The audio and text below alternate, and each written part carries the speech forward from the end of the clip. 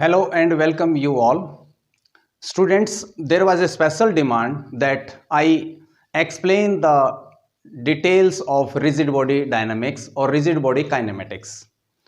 So today I will explain what is difference between particle kinematics and rigid body kinematics. As you can see, in rigid body kinematics, we must first understand what is a rigid body. Rigid body is simply a body which is having a fixed shape and size like this marker. It has a fixed shape, size, and it is a multiple particle system. So rigid body can be of any shape. It can be of regular shape or irregular shape. It may be symmetric or asymmetric, but it consists of multiple particles, multi-particle system. So rigid body is nothing but it is a multi-particle system. So this is multi-particle system. So rigid body is a multi-particle system. So today I will start first with particle kinematics, then we will come to the rigid body. Okay, so suppose we have a point mass single particle. This is a single particle of mass m. If it is moving in a straight line with a velocity v, then it is rectilinear motion. What is this? It is rectilinear motion. This is rectilinear motion. Now the particle is changing its location. This particle may move like this, in this way. This is also linear motion, but it is known as curvilinear motion. The location of the particle is changing continuously. This is known as curvilinear motion. This is known as curvilinear motion. This same particle can be at a fixed distance from a fixed point, like this particle may rotate about a fixed point at a fixed distance like this. It may rotate like this. So the same particle is rotating with a fixed speed but on this circular path. So this motion is known as angular motion. Location of the particle is changing. If I treat this path like this circular path, this is curvilinear motion, but as a whole with respect to this axis of rotation, this is known as angular motion. Here the particle is displaced from this position to this position continuously. So this displacement is known as linear displacement. Suppose I mark it with A and this position with B and this angle with theta. Now this whole motion of the particle can be studied in two ways, angular or linear.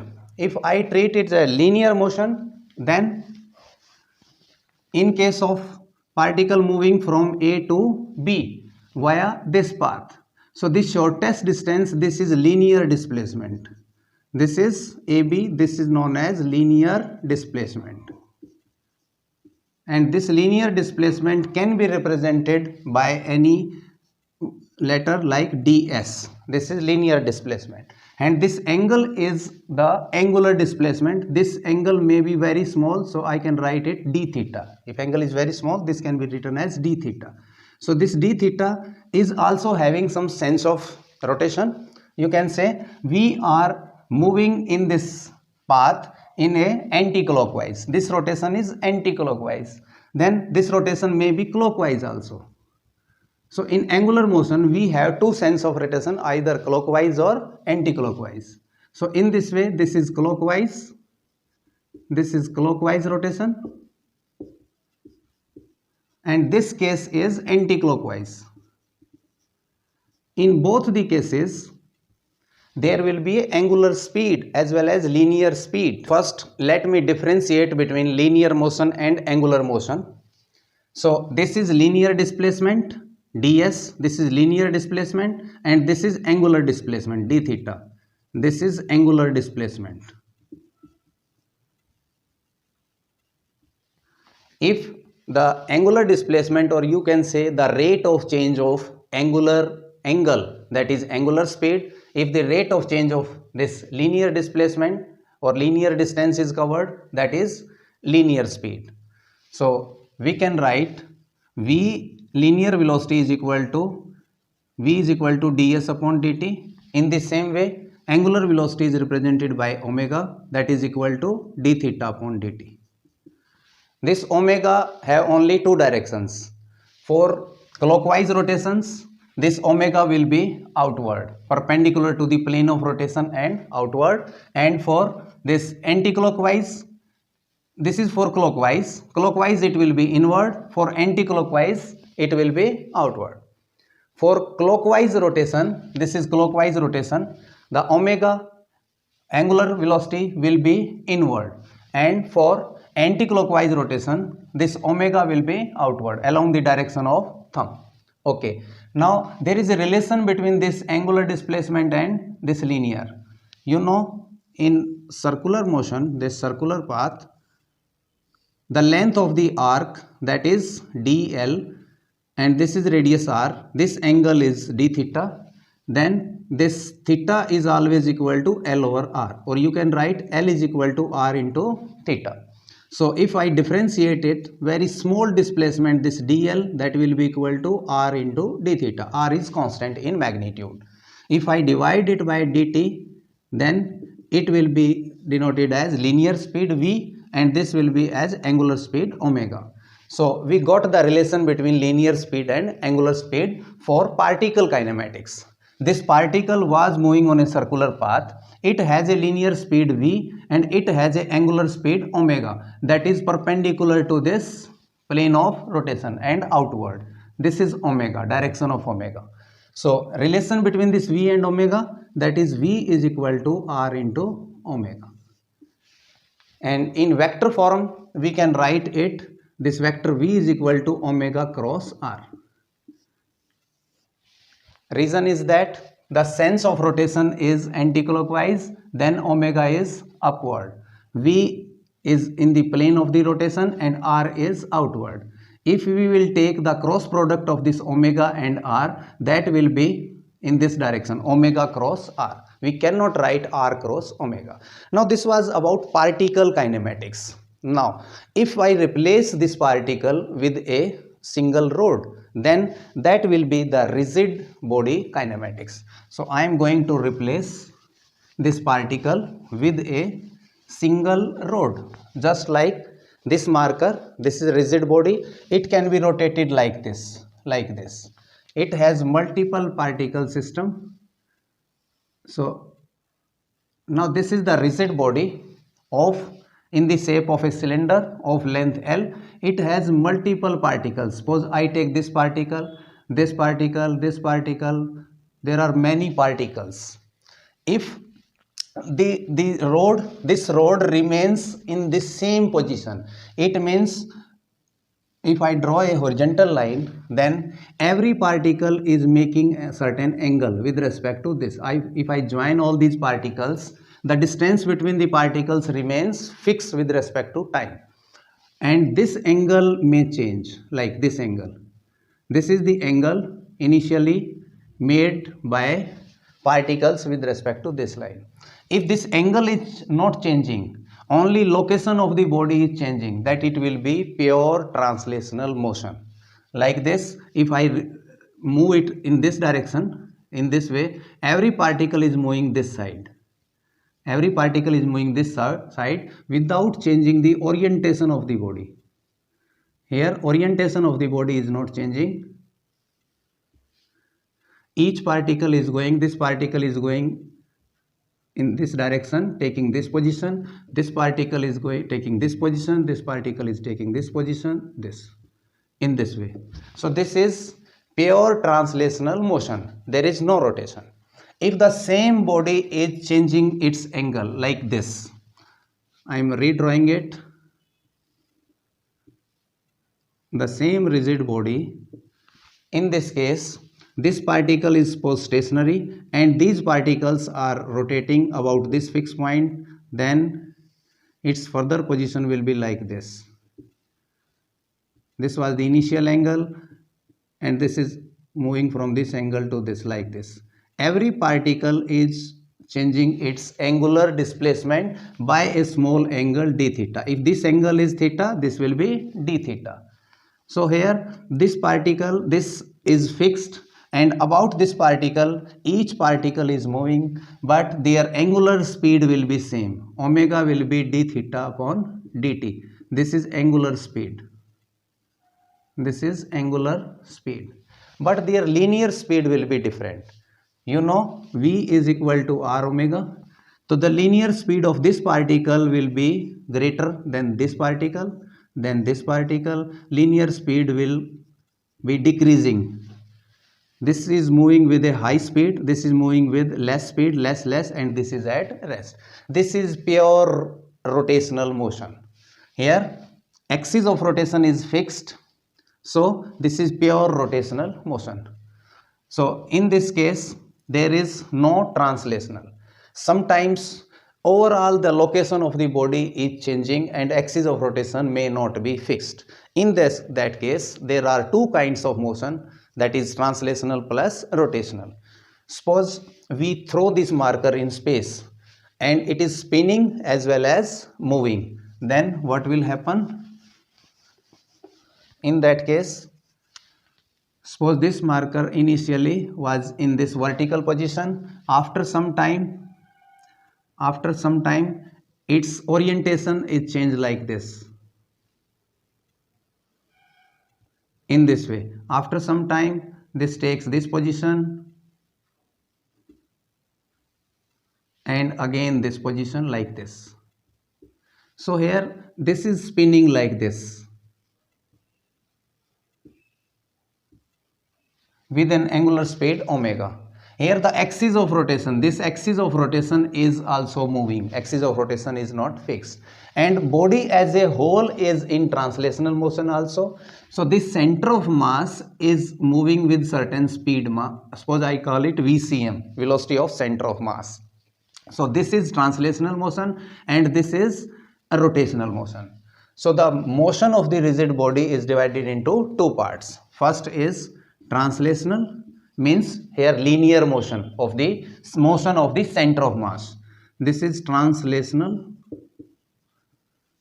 plus the motion of the rigid body about center of mass. So I divide this kinematics of rigid body into two parts: motion of the center of mass, that is translational, and motion of the rigid body about center of mass, so that is rotational.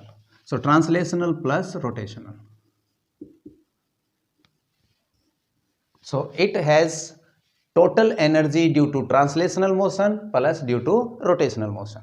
So how can we write the kinetic energy of a body when it is rotating, kinetic energy of a body when it is in translational motion? So we will come to that. So I am again taking the particle first, then we will come to the rigid body again. Suppose this particle of mass m is moving in a circular path with speed v, and this speed is fixed, and this is center at a distance r. This is radius of this circle. Now the kinetic energy of this particle, kinetic energy, that is pure translational motion. Body as a whole, particle as a whole is moving. There is no chance of rotation about this center of mass because it is very small in size. Center of mass is the body as a whole, is the center of mass. So that is kinetic energy is half mv square. But the whole body is rotating about this fixed point. So we can write this kinetic energy in terms of angular speed omega. So how can we write? We know this velocity is v is equal to, that is speed, angular linear speed, that is r into omega. I replace this v by r omega. So this will be half m r square omega square. So if I treat it as a pure rotation about this point, axis of rotation, then this v is replaced by omega, this mass is replaced by this term mr square. So I will write this term as I, and this is nothing, this I is nothing but moment of inertia. Moment of inertia.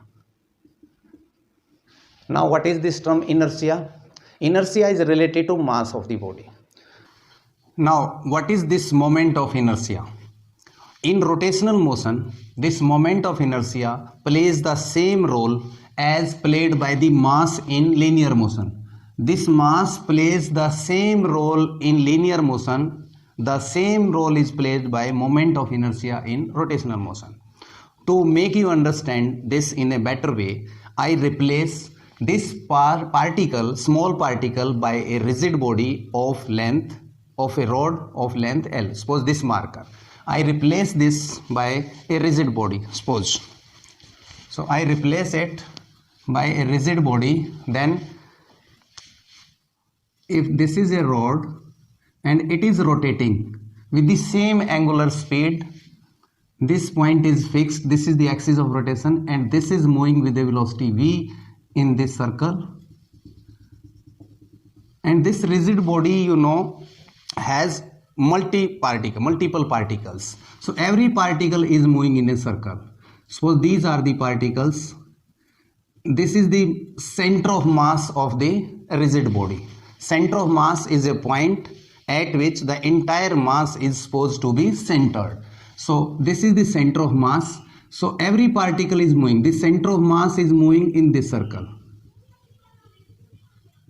The end of the rod is moving in a bigger circle. So in this way, the linear speed keeps on varying. Thus, this speed will be half of this.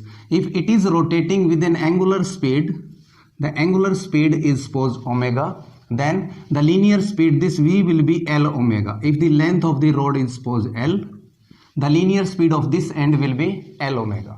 And of this center of mass, this will be L by 2 omega. And the linear speed of this end, this is 0, because it is close to this center, that is at rest. Now the angular speed is same of every particle in this case. If I want to find the kinetic energy of the rigid body, then I have to find the kinetic energy of each particle. So for that, we cannot count the number of particles of rigid body. For that, we assume a single particle elemental mass of that is particle, and we find the kinetic energy of that, and then we integrate.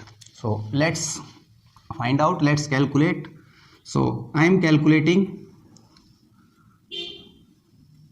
Suppose this is the rod.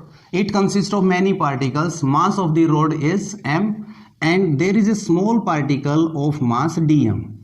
It is at a distance x from this fixed point. This point is fixed. It will act as a axis of rotation. The body will rotate, this rod will rotate about this point in this circle like this. So in this way, this particle is rotating in a circle of radius x.